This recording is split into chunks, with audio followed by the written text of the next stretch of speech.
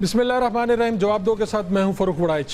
लाहौर में एक कत्ल होता है और काफ़ी सालों बाद अमीर बालाज का कत्ल है। उसके बाद एक सिलसिला शुरू हो जाता है। एक किरदार एहसन शाह सामने आते हैं, फिर पुलिस की तहवील में ही वो कहीं जा रहे होते हैं और फिर बताया जाता है कि उनको उनके साथियों ने, उनके भाइयों ने मुबैना तौर पर उन्हें कत्ल कर दिया या उनकी फायरिंग से वो कत्ल हो गए। सिलसिला यहाँ पर रुकता नहीं है। फिर एक बहुत बड़ा नाम लाहौर की इसी तरह की दुश्मनदारियों में तीफ़ी भट्ट, उनकी जो बहनोई है जावेद भट्ट साहब, उनका कत्ल होता है। ये सारा सिलसिला है क्या? साल साल की जो दुश्मनियाँ हैं, ये क्या दोबारा से नया आगाज़ हो रहा है इनका? इसमें कहाँ पर सुलह हो रही थी, कहाँ पर ख़राबी आई, ये असल मुजरिम कौन है, मुलजिम कौन है, ये सारी बातें आज के प्रोग्राम में करेंगे। हमारे साथ स्टूडियोज़ में मौजूद हैं जनाब माजिद निज़ामी साहब, आप सीनियर सहाफ़ी हैं, तज़कियाकार हैं। उनके साथ एजाज़ भट्ट साहब मौजूद हैं जो इन्वेस्टिगेटिव जर्नलिस्ट हैं। तो ये सारी बातों से हम पर्दा उठाएंगे कि चल क्या रहा है लाहौर में और ये सिलसिला कहाँ जाके रुकने वाला है। माजिद निज़ामी साहब, ये क्या है जो चल रहा है पूरा लाहौर में?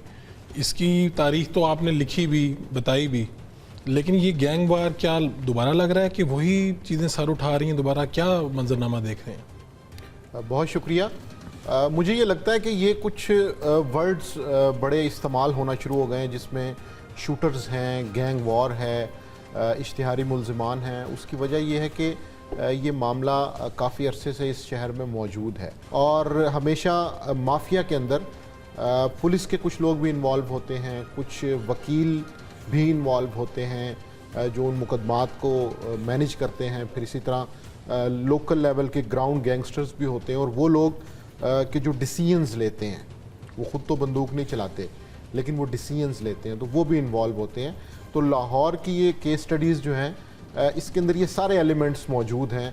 अभी ये जो पिछले दिनों कत्ल हुए हैं, इनको जब हम लिंक करते हैं तो पता ये चलता है कि बिल्कुल उसी तरह ख़ानदानी दुश्मनी मौजूद है, बिल्कुल उसी तरह गैंगस्टर्स ऑपरेट कर रहे हैं, उनको शूटर्स वो हायर करते हैं जो ये काम करते हैं, रैकी होती है। तो ये सारी चीज़ें लाहौर अभी भी मौजूद हैं। भट्ट साहब, आपने तो ये सारा देखा और ये गैंग वार और जो भी हम इसको टर्म्स देते हैं, ये सब कुछ आपकी आंखों के सामने हुआ। अभी ये जो रिसेंट कत्ल भी हुआ जावेद भट्ट वाला, इससे पहले भी एहसन शाह, पुलिस की उस तरह से कहाँ पे होता है, पुलिस के लेके जा रही होती हैं और जो प्रेस रिलीज जारी की जाती है, क्या इस वक्त क्या देख रहे हैं, इम्कानात क्या हैं? ख़ास तौर पे ये रिसेंट जो मर्डर हुआ है, इसके बाद आप क्या देख रहे हैं? ये बात किस तरफ निकलती नज़र आ रही है? असल में देखें कि ये जो कहा जा रहा है कि लाहौर में गैंग वार शुरू हो गई या दोबारा से रिवाइव हो गई, ये कभी रुकी ही नहीं थी। जो चीज़ रुकती है तो वो रिवाइव होती है, जो चीज़ रुकती ही नहीं तो वो कैसे रिवाइव होगी? चल रही थी, ये चल रही थी। और अंदर खाते इनके हवाले से मजीद अभी तो लोगों को सिर्फ ये 4 कत्ल का पता है कि ये 4 कत्ल इस हवाले से हुए। मसलन के सबसे पहले बालाज का हुआ, उसी कत्ल के दौरान मुजफ्फर का दूसरा कत्ल हो गया, उस कत्ल के 6 माह बाद एहसन शाह का तीसरा कत्ल हो गया, एहसन शाह के बाद फौरी तौर पे एक चौथा कत्ल जावेद भट्ट का हो गया। ये तो 4 कत्ल सबको नजर आते हैं, लेकिन इनके अलावा भी बहुत सारे कत्ल। देखिए, ये है ऐसे मामला है कि ये लाहौर की जो बड़ी दुश्मनदारी है ना, ये पैदा कैसे हुई, हमें पहले तो उस पर गौर करना चाहिए। एक तरफ है शालमी बाजार और उसका लिंक सारा, उनकी सारी सरपरस्ती जो है वो बिल्ला ट्रका वाला के पास थी, और दूसरी तरफ है अनारकली बाजार, उससे मुंसलिक दूसरे बाजार, वहाँ की सारी जो सरदारी कह ले, जो उनके बड़े कह ले, वो गोगी भट्ट और तीफी भट्ट है, उनके जितने ताजरान के सदर हैं वो भी वो हैं। अब इनकी ये जो आपस में लड़ाई है क्या? बहुत सारे लोग कहते हैं कि इनकी ना फला चीज़ की लड़ाई। मैं आपको बताऊं, लड़ाई ये है कि जब आप शालमी से एंटर होते हुए अनारकली की तरफ जाते हैं और अनारकली से इस तरफ आते हैं, तो जब लोहारी का इलाका आता है तो यहाँ दोनों की टसल आपस में मिक्स होती है।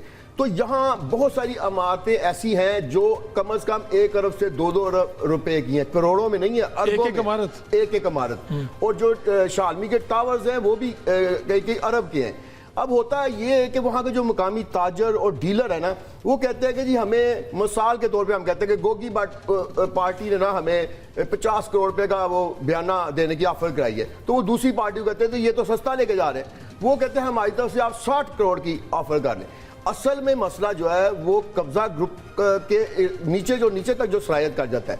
अब इसको दुश्मनदारी को आगे बढ़ते हुए आप देखें तो इसके कुछ पहलू हैं। पहलू ये है कि जो बिल्ला ट्रक्का वाला है ना, इसकी फैमिली के जितने लोग हैं ना, ये अपने ही लायल बंदों के हाथों कत्ल हुए हैं। उन लायल बंदों को कहा जा रहा है कि दूसरा ग्रुप जो गोगी भट्ट ग्रुप है वो उनको खरीदता था। अब देखें बिल्ला ट्रक्का वाले का भी आगे जो वालिद है नत्थू, जिसको पहलवान कहा जाता है, वो भी अपने जो है गार्ड के हाथों कत्ल हुआ। वो गार्ड किसने खरीदे, यही असल सस्पेंस है।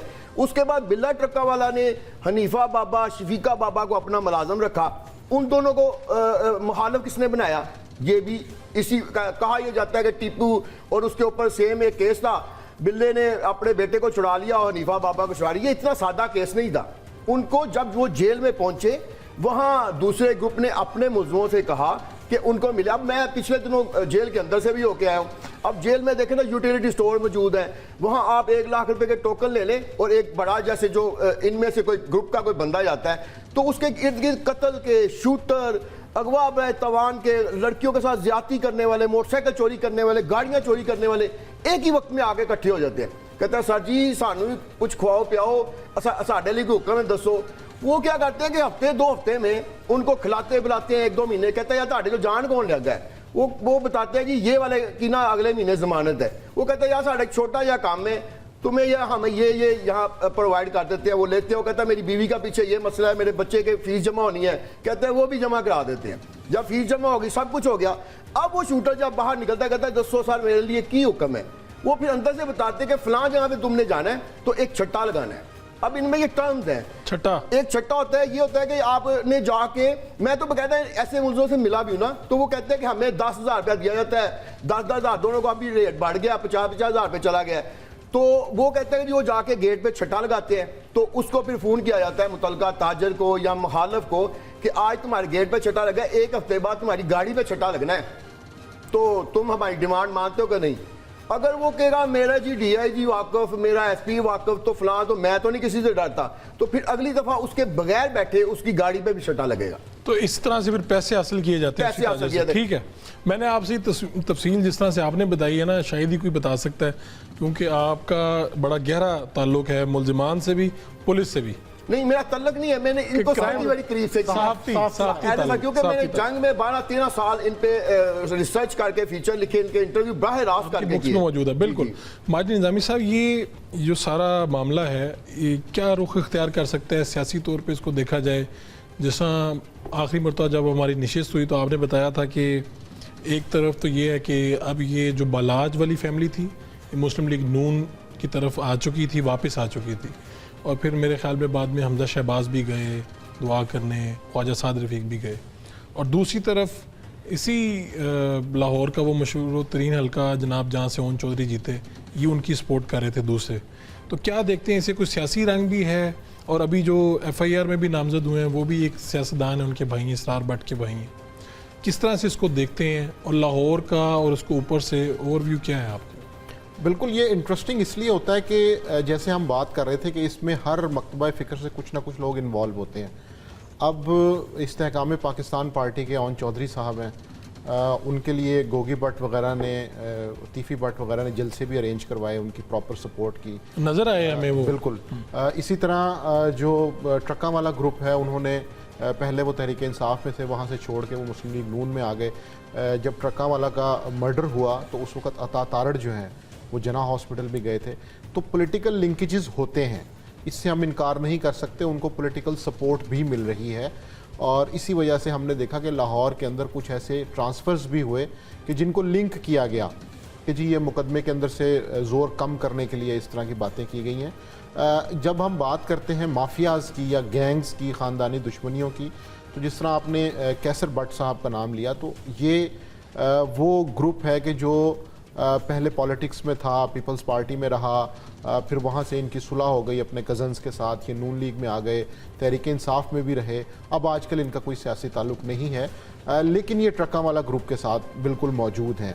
सो ये कॉम्बिनेशंस होते हैं। इसी तरह ये जो अभी मर्डर हुआ है जावेद डार साहब का, इसके अंदर भी मामला ये है कि वो उस तरह से किसी गैंग वॉर में इन्वॉल्व नहीं थे, वो बिजनेसमैन थे, वो वहाँ की अपनी फैमिली की चीज़ों को देखते थे। अब चूँकि भट्ट फैमिली के जो नोटेबल्स हैं वो अंडरग्राउंड हो चुके हैं, तो ये चूँकि ताजिर रहनुमा थे, तो ये वो सारे मामलात, मुकदमात, माली मामलात को देखते थे। सो जिस अंदाज में उनका कत्ल हुआ है वो उससे ये साफ जाहिर है कि वो कोई एक दिन की कार्रवाई नहीं थी, क्योंकि जिस जगह पे वो मर्डर हुआ है वहाँ पर 2-3 लेन्स होती हैं। जब स्कूलों को छुट्टी होती है तो वो बाकायदा जब उनको टारगेट किया गया तो वो एक्सट्रीम लेफ्ट लेन में थे। तो इसका मतलब ये है कि किसी दिन वो मिडल लेन में भी हो सकते थे, किसी दिन लेफ्ट लेन में भी हो सकते थे, तो उनकी रैकी प्रॉपर हो रही थी। और जिस दिन उन्होंने ये देखा कि हमारे लिए एग्जिट ईजी है, उस दिन उन्होंने उनको टारगेट किया। तो इन चीज़ों को अब गवर्नमेंट ये कह तो सकती है कि देखें जी इंडिविजुअल्स की कार्रवाई है, लेकिन जब हम इसकी डिटेल देखते हैं तो पता चलता है कि ये बहुत डीप रूटेड है। हर इलाके के अंदर उनके सपोर्टर्स मौजूद हैं, उनका इन्फ्लुएंस है। फिर इसी तरह दोनों ग्रुप्स की उसी तरह एक पैरेलल इकोनॉमी चल रही है। जिस तरह भट्ट साहब ने बात की कि जेल के अंदर से वो लोग हायर करते हैं, उनके मसाइल को हल करते हैं, पैसा खर्च करते हैं, इन्फ्लुएंस होता है। इजाज़ भट्ट साहब और माजिद निज़ामी साहब हमारे साथ मौजूद हैं, इसी के ऊपर गुफ्तगू करेंगे। एक शॉर्ट कमर्शियल ब्रेक लेते हैं, फिर हाजिर होते हैं। Welcome back. भट्ट साहब, क्या ये जो शूटर हैं, कहा जाता है ये चंद हज़ार के लिए लाखों क्या चल रहा है, किसी को मरवाना इतनी आसान है? जी, मैं इस हवाले से आपको बताता चलो। पहले तो इन दोनों की अगर आप थोड़ा सा मैं आपको जजमेंट बताता हूँ कि आपको खुद से पता चल जाएगा कौन सा कत्ल किसने किया है। बड़ी एक अहम बात आपको बताने लगा हूँ, वो ये कि देखिए जब भी ट्रक्का वाला की तरफ से कत्ल होते हैं ना, तो हमेशा पुलिस प्लान किए जाते हैं, और जो गोगी भट्ट की तरफ से कत्ल होते हैं वो हमेशा शूटर किए जाते हैं। इसकी मैं आपको मिसालें देता हूँ। जब बिल्ला ट्रक्का वाला को हालत बना ना, बाबा हनीफा बाबा और शफीका बाबा और पूरा गैंग, तो उसने कैसे किया, उनको किसी ने हायर किया। अब हम नहीं नाम ले सकते कौन किसने किया, कोई भी हो सकता है। उन्होंने उनको कत्ल कराया, बराह रास्त शूटर ने किया बिल्ला ट्रक्का वाले को, ठीक है। अब बिल्ला ट्रक्का वाले का जब कत्ल हो गया तो उसके बाद हनीफा बाबा और पूरी टीम को हलाक करने के लिए पुलिस मुकाबले शुरू हुए, यानी तमाम के तमाम पुलिस की तरफ से, यानी वो ट्रक्का वाला की तरफ से उसका जवाबी कार्रवाई। जब टीपू की बारी आई तो टीपू के बारे में ये कहा जाता है कि वो अपनी हमेशा नकलो जो अमल था ना उसको छुपा के रखते थे। दुबई से गए हुए थे तो उनकी एक दोस्त थी, एक आर्टिस्ट कहा जाता है, वो भी उनके साथ थी। तो उसको फिर मिलाया गया अपने साथ, मिला के तो उस वक्त उनको यानी कहा गया कि भाई आपने बताना। उसने कहा कि इतने बजे हमारी फ्लाइट उतरेगी और ठीक 5 मिनट के बाद वो पार्किंग में होंगे, क्योंकि उन्हें फौरी तौर पे जाना है। तो शूटर को आधा घंटा करीबन पहले उतारा गया वहां और उसने कत्ल कर दिया। फिर क्या हुआ कि शूटर ने टीपू ट्रक्का वाले को कत्ल किया। उन शूटर को जब पकड़ लिया गया, जब एक गैंग को पकड़ गया, फिर लंबी सीरीज चली पुलिस मुकाबलों की, वो फिर हलाक हो गए। उसके बाद बारी आई बलाज की। जब बलाज को कत्ल किया गया, फिर हम देखते हैं कि मुजफ्फर नाम का शूटर आया, उसके साथ अयाज नाम का शूटर आया, उनको बाहर गाड़ी पे लेके हसनैन नाम का मुलजिम आया। पुलिस ने हसनैन को पकड़ लिया, अयाज को पकड़ लिया, मुजफ्फर मौके पे कत्ल हो गया। इनको जिन्होंने इनको सहूलतकारी दी थी, सुहेल मलक, वो भी पकड़ा गया। अच्छा, उसके बाद जब ये सारा साबित हुआ कि ये इसका दोस्त जो एहसन शाह है इसकी मुखबरी में शामिल था, तो फिर एक पुलिस मुकाबले की नई सीरीज शुरू हुई। तो उसमें एहसन शाह को हलाक कर दिया गया। अभी अयाज या जो सुहेल मलिक जो पकड़े हैं उनके बारे में अभी आप कुछ नहीं कह सकते कि क्या होना है। तो यानी एक तरह से जो टारगेट किलिंग हो रही है वो शूटर्स के जरिए हो रही है, दूसरी तरफ से पुलिस के जरिए हो रही है। आप कह रहे हैं कि पीछे से इसका इस तरह से ट्री बन रही है, ट्री बन रही है। तो अभी ये जो रिसेंट कत्ल हुआ है, इसमें 2 लोगों के नाम उन्होंने जो FIR में करवाए, अमीर फतेह जो उनके भाई हैं बालाज के, और कैसर भट्ट जो इनके साथ है दूसरा ग्रुप। तो अभी क्या इतलात हैं इसके पीछे? ये तो उन्होंने नामजद किया, क्या इतलात हैं, क्या मामलात हैं? अच्छा, ये देखें इस हवाले से भी, क्योंकि जो इस टीम के सरबराह JIT बनाई गया डॉक्टर अयाज, उनसे 1-2 दफ़ा मेरी गुफ्तगू हुई थी, लेकिन वो इस मामले में भी कहते हैं कि ज़रा थोड़ा सा वक्त दें, उसके बाद हम बताएंगे। लेकिन जो हमारी अब तक की ज़राए से मालूमात हुई वो ये है कि इनकी जब गाड़ी जा रही थी तो शुरू में इब्तदा में खुद से ही पुलिस ने कहा कि वहाँ के मकामी कैमरे ख़राब थे, क्योंकि सारे साफ़ी चले गए कि हमें फुटेज दें। ये केनाल का वाकया है जी, जहाँ पे बड़े कैमरे लगे हैं सेफ सिटी के, जिनसे पहले चलान भी किए जाते हैं। नहीं, अच्छा, मैं आपको बता दूं कि यूनुस हबीब और मुख्तलिफ जो सेफ सिटी के अफसरान है ना, उन्होंने कहा था कि हमने पूरे लाहौर की रीशेड्यूलिंग की है और सेफ सिटी की और हाल की, और 7200 कैमरे बिल्कुल ठीक हैं। इसलिए हम ये बात नहीं मान सकते, क्योंकि थोड़े दिन पहले उससे बात हुई तो उन्होंने कहा अब सारे हैं। और ये बड़ी अहम रोड है, मुस्लिम टाउन FC कॉलेज के बिल्कुल सामने। मैं मौके पे मौजूद था, सारी गाड़ी का सारा जो मौके पे हमने सारा देखा। बताया ये गया पुलिस की जानिब से कि कैमरे खराब थे। जी, इब्तिदा में यही कहा गया, लेकिन हमारी इत्तला के मुताबिक अब तक 50 से ज्यादा कैमरे, बल्कि अब 60-62 हो गए आज तक, कैमरों की फुटेज निकाल ली गई है, चेक की गई। सिर्फ ना कि वहाँ की, बल्कि ये जो इकबाल टाउन में जिस इलाके में रहते थे वहाँ में दुकानों और मुख्तलिफ मार्केट्स पे भी कैमरे लगे हुए थे, निकाला गया। अब तक की पुलिस की सर्च के मुताबिक यही है कि 2 मोटरसाइकिलों पे 400 थे, और उसके अलावा एक और गाड़ी देखी गई जो मुसलसल इनकी गाड़ी के पीछे थी। ठीक है। उस गाड़ी का अब नंबर जो है ना रजिस्ट्रेशन ऑफिस जो है ना एक्साइज ऑफिस को दे दिया गया है कि इससे भी जो है ना मालूमात ली जाए। लेकिन इसमें एक अहम चीज ये है कि अगर इस दफा इनको शूटर ने किया है और ये मुखालफों ने किया है तो वो जो हमारी ट्री है ना वो यहाँ टूटती हुई नजर आ रही है। इसलिए कुछ लोगों का ख्याल है कि ये अपने ही किसी लोगों ने कत्ल करवा के, क्योंकि देखिए एक तो जावेद भट्ट साहब के साथ कोई बॉडीगार्ड नहीं होता था, असला ये बिल्कुल नहीं रखते, इन्होंने आज तक असला लाइसेंस ही नहीं बनाया था। उनके बेटे ने खुद कहा है हमजा ने कि उन्होंने असला नहीं है, और वो रोजाना ये बच्चों को लेने भी जाते थे लाने भी जाते थे। अब इतना आसान टारगेट तो उसको शूटर, मेरा ख्याल नहीं कि कहा यह जा रहा है कि बार बार रैकी, उनके लिए बार बार रैकी की जरूरत ही नहीं थी। एक बंदे के बारे में सबको कंफर्म है क्योंकि वो ताजर तंजीमों के मुख्तलिफ प्रोग्राम में जाते थे, तो वो तो सिंपल था, कहीं भी उनको कत्ल किया, जहां भी किया जाता कहा यह जाना था कि रैकी की जा रही। लेकिन इस दफा वो जो हमारा ट्री है ना वो टूटा, पुलिस इस पे लगी हुई है कि असल मुलजम को। और एक मैं लास्ट बात कर दूं कि जिन दो मुलजमों का नाम लिखवाया गया, एक मुल्क से बाहर है और एक क्या जो है ना मोबाइल फोन लोकेशन की वजह से पता चल रहा है कि वो वहां मौजूद नहीं थे। तो ये क्योंकि टीवी भट्ट साहब की मिसेज की तरफ से बयान लिखवाया गया है, तो एफआईआर इस तरह भी खराब हो रही है कि मुद्दई एक तो वो बना है हमजा बेटा जो वहां मौके पे मौजूद नहीं था, जो उनकी मिसेज मौके पे मौजूद थी, उन्होंने दो ऐसे लोगों के नाम लगा दिए जिनको बाद में साबित करना मुश्किल होगा। जिनका उन्होंने कहा, जो कैसर भट्ट और अमीर फतह, हाँ जी, जिनको उन्होंने कहा है कि हमने देखा या पहचान लिया, ये एफआईआर के मतन में मज़हका खेज बात नजर आती है कि इतने अहम जो कभी भी क्या नाम है बुलेट प्रूफ गाड़ी के बगैर घर से नहीं निकलता, अमीर वो जो है फतेह, वो कैसे मोटरसाइकिल के बैग आ जाएगा, ये इनको भी पता है, ये नहीं कि इनको नहीं पता, वो उन्होंने बेवकूफाना होता है। इसका इस तरह की एफआईआर का क्या मुस्तकबिल होता है? जब इस तरह की मुस्तकबिल तो उसका डार्क ही होता है, लेकिन इसमें यह हुआ है कि पहले सारी एफआईआर जो थी ना वो अमीर मुसाब के खिलाफ थी।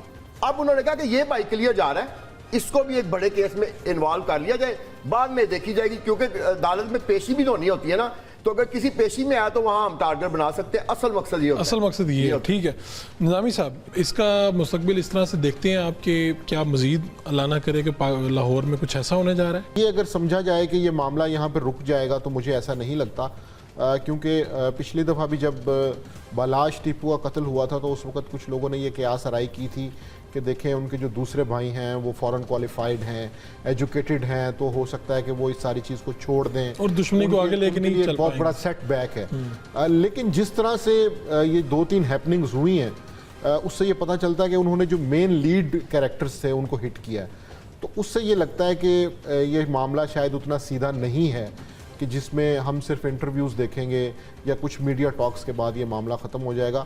मुझे लगता है कि ग्राउंड के ऊपर कुछ हैपनिंग्स मजीद भी हो सकती हैं। इस तरह के इल्ज़ाम क्यों आ रहे एक तरफ से पुलिस के ऊपर राय रास्त? असल में मैंने एक तो आपको बताया ना कि एक ट्री का वो जो है, इसके अलावा अभी आप मौजूदा हालात में देखें कि इतना अहम केस है और इस अहम केस की जो इन्वेस्टिगेशन है या इनकी सुपरवाइजरी कौन कर रहा है? मोहम्मद अली भट्ट, शकील भट्ट, खुर्रम भट्ट।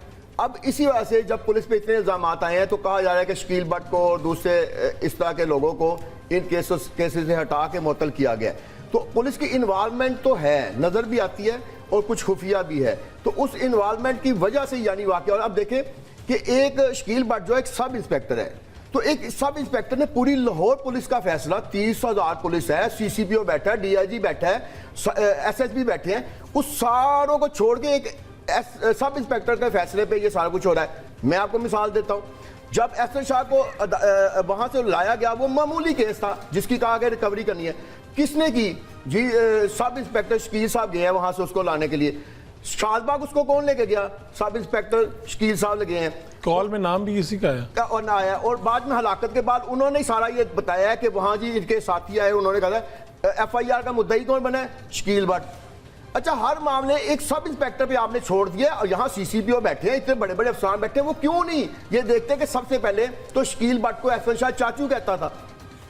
तो इतना मामला कैसे खराब हुए कि एक बंदा उसको पहले चाचू कह रहा है, उसके बाद उसके साथ ये वाकया हो रहा है। ये पुलिस को भी देखने के बाद देखिए किसी सीआईए में बहुत सारी टीमें हैं, किसी और टीम के हवाले कर देते ताकि इस तरह के डाउट पैदा ही ना होते।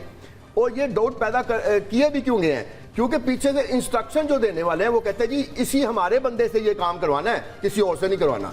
तो यहाँ से साबित होता है। भट्ट साहब आपका बहुत बहुत शुक्रिया, जिस तरह से तफसील से आपने ये समझाया हमें ये पूरा नेक्सस क्या है। एक शॉर्ट कमर्शियल ब्रेक लेंगे। अगले सेगमेंट में हमारी रिपोर्टर शिराज निसार हमारे साथ मौजूद होंगे। भट्ट साहब आपका शुक्रिया। इजाज़ भट्ट साहब जो है उन्होंने ये जो गैंग वार चल रहा है इसकी जो तफसील बयान की, शायद आपने पहले ना सुनी। एक शॉर्ट कमर्शियल ब्रेक लेते हैं, ब्रेक से वापस आते हैं तो तफसीलात से आगाह करते हैं। Welcome back. हमारे रिपोर्टर शिराज निसार ने इस सारे मामले के ऊपर एसपी इन्वेस्टिगेशन मॉडल टाउन है डॉक्टर अयाज हुसैन, उनसे बात की। ये केसेस जो हैं इनके ऊपर पुलिस क्या कह रही है और क्या होने जा रहा है, ये बात क्या हुई, ये गुफ्तगू सुनते हैं। जी बिल्कुल, तीफी भट्ट के बहनोई जावेद भट्ट जो कैनाल रोड पर कत्ल किया गया, मुकदमा दर्ज कर लिया गया। नामजद मुकदमा टीपू ट्रक वाले के बेटे फतेह और उसके दोस्त कैसर भट्ट के खिलाफ दर्ज किया गया। SP investigation model town Ayaz Hussain हमारे साथ मौजूद हैं, उनसे जानते हैं कि क्या पेश रफ्त अभी तक। हमने जो सीसीटीवी कैमरास हैं, बैकवर्ड और फॉरवर्ड जो ट्रैकिंग होती है वो हमने टीमें लगा दी गई हैं। हम वो रूट चेक कर रहे हैं। दूसरा, इसकी जियो फेंसिंग का जो प्रोसेस है वो भी इनिशिएट कर दिया गया है। हमारी जो तफ्तीश है तमाम एंगल से, हर एक एस्पेक्ट से इसको हम आइडेंटिफाई कर रहे हैं। हमारा मेन फोकस यही होगा कि रियल कल्प्रिट्स इसमें कौन है। ये एक नॉमिनेटेड एफआईआर है, उस एस्पेक्ट को भी हम एक्सप्लोर करेंगे। तो एक हॉलिस्टिक अप्रोच हमने अपनाई है। इंशाल्लाह जल्द हम कल्प्रिट्स तक पहुँचें। तो आप समझते हैं कि तफ्तीश जो है वो मेरिट पे ही होगी और इस तरह का कोई भी एलिमेंट जो है वो आम के सामने नहीं जाएगा? जी 100% मेरिट होगा।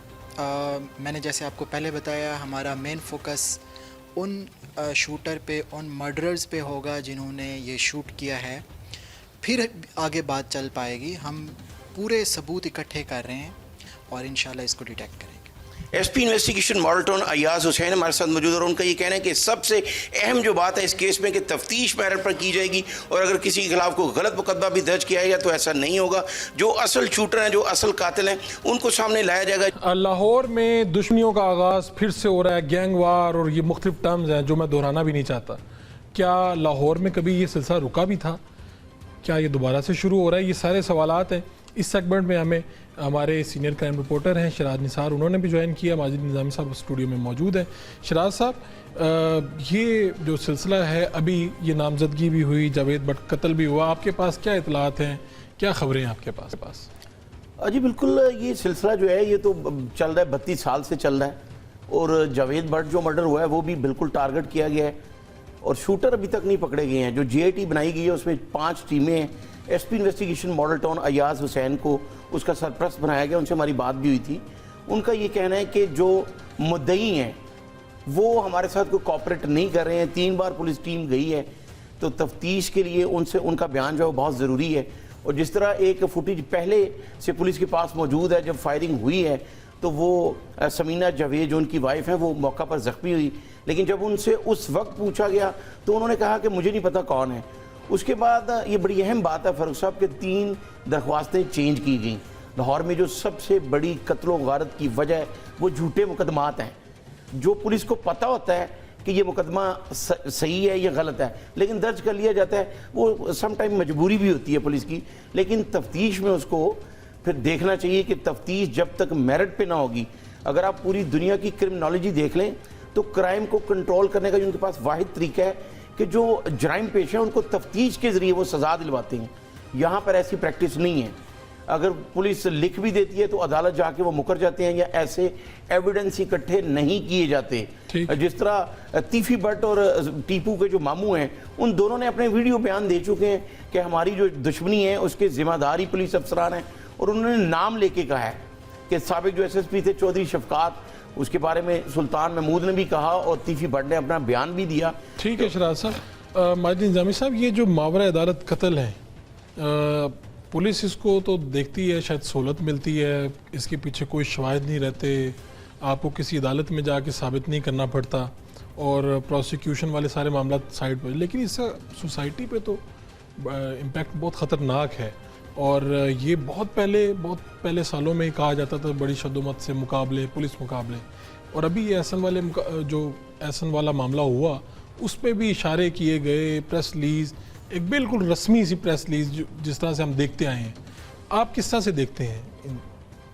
बिल्कुल ये गैर कानूनी है और इसमें किसी भी किस्म के अगर मगर की गुंजाइश नहीं है। इशू ये है कि ये एक बड़ा इजी सोल्यूशन माना जाता है उसकी वजह यह कि पाकिस्तान में प्रोसिक्यूशन का निज़ाम खासा कमज़ोर है। पुलिस ये कहती है कि उनके पास अफराधी क़ुव्वत नहीं है, उनके पास ऐसे लोग नहीं हैं जो मुकदमे के चालान बेहतर अंदाज में जमा करवा सकें, जो तफ्तीशी मौजूद हैं उनके ऊपर प्रेशर बहुत ज़्यादा है। सो ये जब ये सब सारे पॉइंट्स को जब वो इकट्ठा करते हैं तो फिर उसके अंदर अफसरान और सियासतदान जो हुक्मरान होते हैं उनकी तरफ से भी कहीं ना कहीं ये खामोश रजामंदी होती है कि अगर आपने क्राइम कंट्रोल करना है तो इस तरह के ऑप्टिक्स क्रिएट किए जाएँ कि जिससे आवाम में एक परसेप्शन डेवलप हो कि यहाँ पे स्पीडी ट्रायल्स हो रहे हैं, फौरी इंसाफ दिया जा रहा है। तो उसका रास्ता ये निकाला गया कि बजाय आप 100 कैमरों की CCTV फुटेज निकालें, कॉल्स के CDR निकालें, इन सारी चीज़ों को चालान में जमा करवाएं, प्रोसिक्यूशन उसको लेके चले, वो जितने महीनों का काम है उससे बेहतर ये है कि आप एक टिपिकल प्रेस रिलीज़ जारी करें जिसके अब अल्फाज भी नहीं बदले जाते। साथी होते हैं, पुलिस की वैन होती है, अंधाधुंध फायरिंग होती है और उसमें पुलिस वाले हमेशा महफूज रहते हैं, उन्हें महफूज ही रहना चाहिए। लेकिन ये जो अंधाधुंध फायरिंग होती है इससे बाज़ दफ़ा यही है कि सिर्फ जिस तरह एहसन शाह के केस में देखेंगे, एहसन शाह को गोली लगती है और इसके अलावा किसी को कुछ नहीं होता। और इस दफ़ा तो ये भी मामला सामने आ रहा है कि इन चीज़ों की तारीफ़ की जा रही है, हालांकि नहीं की जानी चाहिए। इन चीज़ों को कंडेम करना चाहिए कि ये आइन और कानून और सारे मामलात होने के बावजूद अगर आप ये समझते हैं कि इंसाफ देने का या आपकी तरफ से इंसाफ फराहम करने का यही तरीका है तो फिर ये सारा ताम झाम, ये सारे ऑफिसेज मेरा ख्याल है बंद कर देने चाहिए। और अब तो ये है कि इवन वर्ड्स भी चेंज नहीं किए जाते और कहीं ना कहीं पुलिस हायरार्की में पॉलिटिशियंस में इसकी कबूलियत, एक्सेप्टेबिलिटी इतनी बढ़ गई है कि उनसे जब इशारों में या आंखों में कोई बात की जाती है, उन्हें मैसेज कन्वे किया जाता है तो वो कहते हैं ठीक है, इस वक्त क्राइम कंट्रोल करने का एक यही तरीका है। यही मेरा ख्याल है कि सिस्टम की तबाही की वजह है कि आप इजी सोल्यूशन को चाहते हैं जिसमें आपकी कोई अकाउंटेबिलिटी नहीं है। चिराग निसार साहब, क्या है पुलिस अफसरान इस वक्त क्या कह रहे हैं ये हालिया जावेद भट्ट के कत्ल के बाद? क्या इस पे गुफ्तगू चल रही है of the record, on the record, क्या चल रहा है? देखें जी, CCP लाहौर बिलास कमान ने तो 2 रोज़ कबल ये कहा था कि लाहौर में ना कोई गैंग वॉर है और ना ही कोई शूटर है। तो ये बड़ी अजीब सी बात है। स्पेशल ब्रांच ने एक रिपोर्ट लिखी थी चंद माह पहले जो IG को और वज़ीर आला पंजाब को भी भिजवाई गई थी कि लाहौर में 200 किराए के कातिल मौजूद हैं। अब अगर स्पेशल ब्रांच की रिपोर्ट को लिए तो सिर्फ 24 अभी तक शूटर जो लिस्ट बनाई गई थी उनमें से 12 जो है वो पुलिस मुकाबले में मारे गए, 12 अरेस्ट किए गए, उनमें से भी 6 बाद में मारे गए और अभी 6 जो है वो जेल में हैं, बाकी कहाँ हैं? मौजूद हैं। और जिस तरह ये भी पिछले दिनों में जो डॉक्टर शाहिद का कत्ल हुआ है, शाहिद सदीक का, उसके बेटे ने भी शूटर हायर किए और जिस तरह एहसन शाह ने जेल के अंदर से शूटर के साथ प्लान कर लिया, तो यहाँ पे तो शूटर जो है वो हर बासर शख्स के मोबाइल में है, सियासतदानों के मोबाइल में है और पुलिस अफसरान के भी मोबाइल में मौजूद होते हैं। अगर लाहौर पुलिस की बात की जाए तो ये आज कोई नया वाकया नहीं है कि पुलिस प्रोटेक्शन दे रही है ग्रुप्स को अपनी तवा नुकसानी की खातिर। अब चाइना में 327 रिसर्च सेंटर बनाए गए हैं कि जो क्रिमिनल है उसको वो देखते हैं कि ये क्यों बना। यहाँ पे बेशुमार ऐसे वाकयात हैं। अब मुबीन भट्ट रावी रोड के इलाके में एक डोरी बनाने वाले कारखाने में 4000 रुपये पे मुलाजिम था, तो एक सब इंस्पेक्टर ने किसी के कहने पे उस पर शफीकाबाद थाने में मुकदमा दर्ज किया डकैती का झूठा, और वो बाद में साबित भी हुआ, लेकिन 6 महीने वो जेल में रहा। उसकी वालदा ने सूद पे कर्जा लेके उसकी जमानत करवाई और जब वो बाहर आया तो उसकी वालदा की डेथ हो गई। फिर उसने पूरे पंजाब से जगह टैक्स भी लिया। टीपू ट्रका वाले पे सबसे पहले जो फायरिंग की वाने अदल में, उसमें मुबीन भट्ट पेज पे था, उसने 50 लाख रुपए लेके वो फायरिंग करवाई।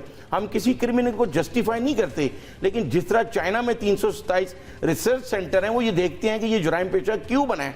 यहाँ पे अगर आप टॉप 10 को पूरा उठा लें, नाजी भट्ट की दुकान थी, उसके भाई को एक इंस्पेक्टर ने वो उसमें फेंक दिया भट्टी में, वो भी बदमाश बना। इसी तरह अगर आप हर बदमाश के पीछे जाएंगे, एक अंदरून भाटी में एक आसिफ बिच था, उसकी वालदा को उठा के ले आया एक इंस्पेक्टर, फिर उसने थाने में घुस के वो पुलिस अफसरान को मार दिया, फिर वो भी बदमाश बना। तो ये भी बड़ी सोचने वाली काम होना चाहिए इसके ऊपर ताकि मामला रुक सकें।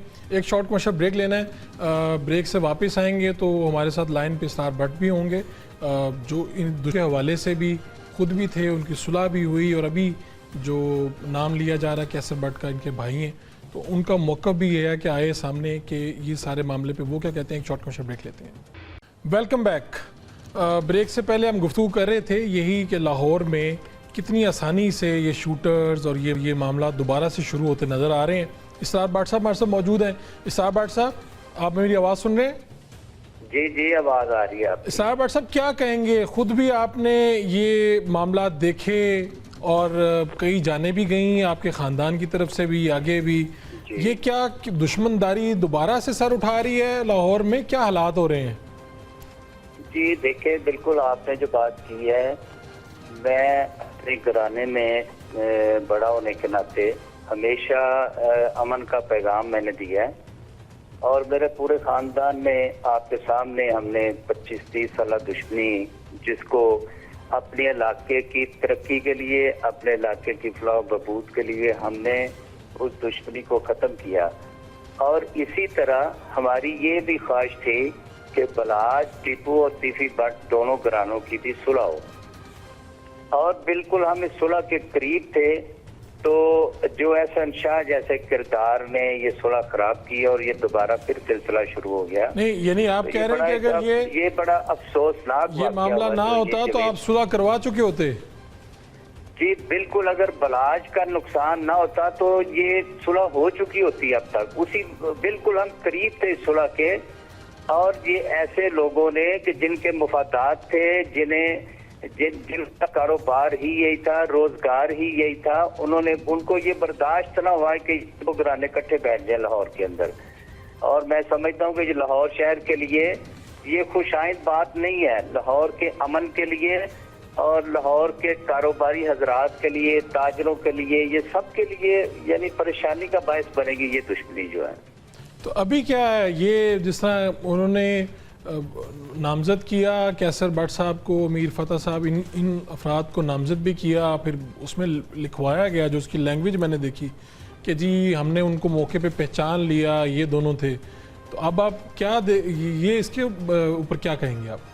जी देखें, जो चूंकि अमीर फतेह से या अमीर मौसफ से तो हमारी बात नहीं हुई अभी तक, तो मगर मैं अपने भाई कैसर के हवाले से ये बताता हूँ आपको कि कैसर भट्ट उस वक्त, मैं पूरी वसूख से, पूरी ईमानदारी से और हल्फन ये बात कह रहा हूँ कि कैसर उस वक्त अपने घर पे लखोडैर सोया हुआ था जब ये वाकया हुआ है। जब ये वाकया हुआ है, तो जब टीवी पे ये खबरें चली हैं तो उसको जगा के बताया गया कि ऐसे ऐसे ये मर्डर हुआ, और ये खबर ये चल रही है कि जवेद भट्ट जो है ये तीफी भट्ट का बहनोई है जी। तो तब वो उठा और बड़ा वो इस बात से अपसेट भी हुआ कि हम तो चाह रहे थे कि इन खानदानों की सुलह, और ये नया काम हो गया और वो सुलह की बातें फिर हमारी खराब हो गई। तो ये उसने बड़ा अफसोस किया कि ये वाकया नहीं होना चाहिए था। तो आप लोगों का ये इसके ऊपर क्या टेक है कि क्योंकि अभी तो वहाँ से मौकफ नहीं आ रहा बलाज फैमिली से कि जो एहसन शाह का हुआ, आप ये समझते हैं कि ये कोई किस तरह से इसके ऊपर तो सवालात उठाए गए, तो कहा गया कि शायद बलाज फैमिली की तरफ से या आप लोगों की सपोर्ट से ये मुमकिन हुआ एहसन शाह का भी? नहीं, देखिए वो एहसन शाह का जो है ना, वो मामला पुलिस के रिमांड में उसका हुआ है मामला, तो वो सारी दुनिया ने देखा है कि वो पुलिस मुकाबला हुआ है, उसको छीनने की कोशिश की गई है। तो अपने साथियों के फायरिंग से उसमें तो किसी के कुछ स्पोर्ट या किसी का ऐसे मुदाखलत नहीं हो सकती ना।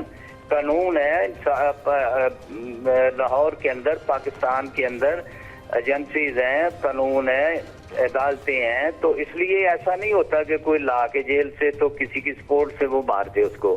वो सबके सामने पुलिस मुकाबला हुआ है, उसको छीनने की कोशिश की गई और उस दौरान वो पुलिस इस मुकाबले में वो हलाक हुआ है एहसन शाह। चले, ये माजिद निजामी साहब हैं हमारे साथ, सीनियर सहाफ़ी, ये भी कुछ पूछना चाह रहे हैं। जी माई साहब। जी इसरार भट्ट साहब, लाहौर की सियासत में भी आपका एक अहम नाम है, आपने ख़ानदानी दुश्मनियों का भी एक बड़ा तवील अरसा निभाया है। तो ये बताएं कि क्या ऐसे भी होता है कि कुछ थर्ड पार्टीज़ होती हैं जो ये समझती हैं कि लाहौर में अमन हो गया तो फिर उनके मामलात ख़त्म हो जाएंगे, तो आपको ऐसा भी लगता है कि अभी भी कुछ लोग ऐसे हैं जो चाहते हैं कि ये कत्लो गारत जारी रहे और कोई सुलह ना हो सके? जी बिल्कुल, यही मैंने अभी पहले 2 मिनट पहले 1 मिनट पहले ये अर्ज किया है कि जब मैं उस पंचायत में शामिल था, 3 बंदे थे हम, जो बलाज और तीफी भट्ट की सुलह के लिए मैं उसमें शामिल था। उसका यानी किसी की मैं सुनी सुनाई बात नहीं कर रहा। हम 3 बंदे थे मुज़ाकरात करने के लिए दोनों पार्टियों की तरफ, बलाज के साथ भी और तीफी भट्ट के साथ भी।